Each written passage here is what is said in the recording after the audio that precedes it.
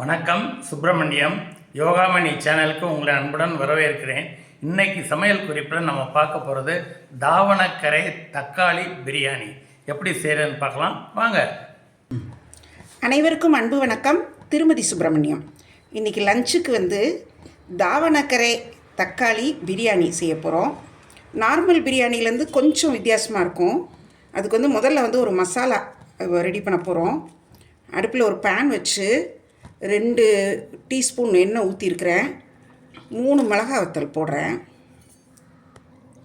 அடுத்தது பட்டை, கிராம்பு, 2 ஏலக்காய், 1 ஸ்டார் அனீஸ் இதையும் இதில் போட்டுறேன்.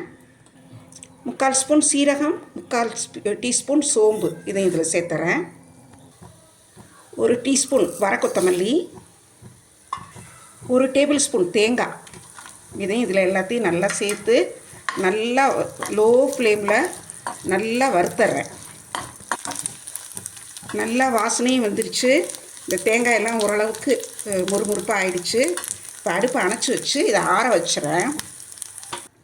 வறுத்த பொருட்களை மிக்ஸி ஜாருக்கு மாற்றிட்டேன். இதை தண்ணி ஊற்றாமல் குறப்பாக பவுட்ரு பண்ணிட்டு வந்துடுறேன்.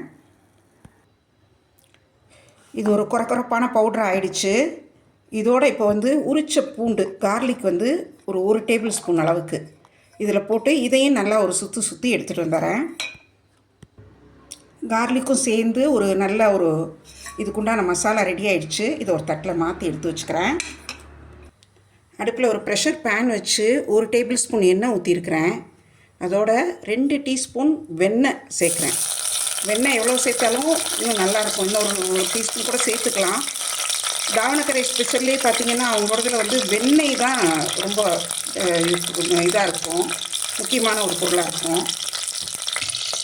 பட்டை, பிரிஞ்சி இலை, கொஞ்சம் போல் கல்பாசி, கொஞ்சமாக மராத்தி முட்டை எடுத்துருக்கிறேன். இதை இந்த வெண்ணெயில் சேர்த்துட்டேன். ஒரு கால் கப் அளவு சின்ன வெங்காயம் உரிச்சது அதையும் இதில் சேர்த்து நல்லா வதக்குறேன். சின்ன வெங்காயம் நல்லா நிறம் மாறி வதங்கிடுச்சு. ஒரு 1/2 கப் பச்சை பட்டாணி எடுத்து வச்சுருந்தேன், அதையும் இதில் சேர்த்துறேன். 1 கப் தாராளமாக இருக்கும் தக்காளி, பொடியாக நறுக்கி வச்ச தக்காளியை இதில் சேர்த்துறேன். 1/2 டீஸ்பூன் மஞ்சள் தூள், 1 டீஸ்பூன் காஷ்மீரி சில்லி பவுடர், இதுக்கு தேவையான உப்பு, 1/2 கப் பச்சை கொத்தமல்லி பொடியாக நறுக்குனது, அதே அளவு புதினா அதுவும் நல்ல பொடியாக கட் பண்ணி வச்சதை இதில் சேர்த்துறேன். ரெடி பண்ணி வச்சுருந்த மசாலா இதையும் இதில் சேர்த்து நல்லா கிளறி விட்டுடலாம். வாசனை இப்போவே ரொம்ப நல்லா வந்துட்டுருக்குது. இந்த வீடியோ பார்த்துட்ருக்கிறவங்க இது வரைக்கும் நம்ம யோகாமணி சேனலுக்கு சப்ஸ்கிரைப் பண்ணலைன்னா சப்ஸ்கிரைப் பண்ணிக்கோங்க. எங்கள் வீடியோஸ் எல்லாம் லைக் பண்ணுங்கள், ஷேர் பண்ணுங்கள். இப்போ இதில் இன்னும் தயிர் சேர்க்க போகிறேன். தயிர் ஒரு 1/2 கப் அதை இதில் சேர்த்து அதையும் நல்லா கிளறி விட்டுடலாம். எல்லாம் நல்லா பிளெண்ட் ஆகிடுச்சு. ஓரளவுக்கு இந்த ஓரத்தில் எண்ணெய் லைட்டாக பிரிஞ்சு வருது பாருங்கள். இப்போ என்ன செய்யணுன்னா, நம்ம எடுத்து வச்சுருக்கிற பாஸ்மதி ரைஸ் 1 கப் எடுத்து நல்லா களைஞ்சிட்டு ஒரு 15 மினிட்ஸ் சோக் பண்ணி வச்சுருந்தேன். அந்த அரிசியை இதில் சேர்க்க போகிறேன்.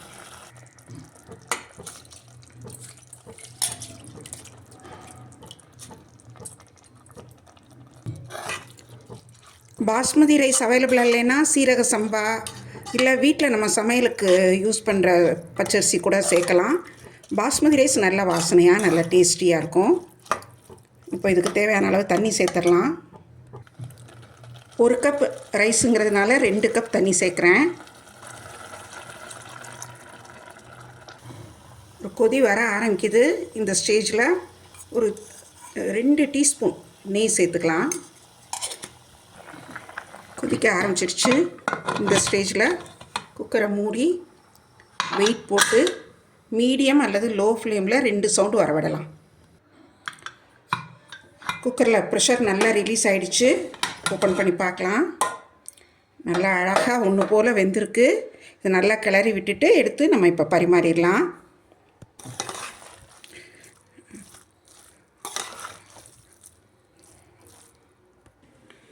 நல்லா சுட சுட நல்ல வாசனையாக கமகமன் வாசனையாக தாவணக்கரை தக்காளி பிரியாணி ரெடி ஆயிடுச்சு.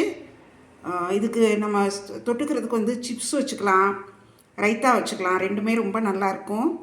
செய்து பாருங்கள், எப்படி இருந்துச்சுன்னு சொல்லுங்கள். இந்த வீடியோவை லைக் பண்ணுங்கள், ஷேர் பண்ணுங்கள், எங்கள் யோகாமணி சேனலுக்கு சப்ஸ்கிரைப் பண்ணுங்கள். நன்றி, வணக்கம்.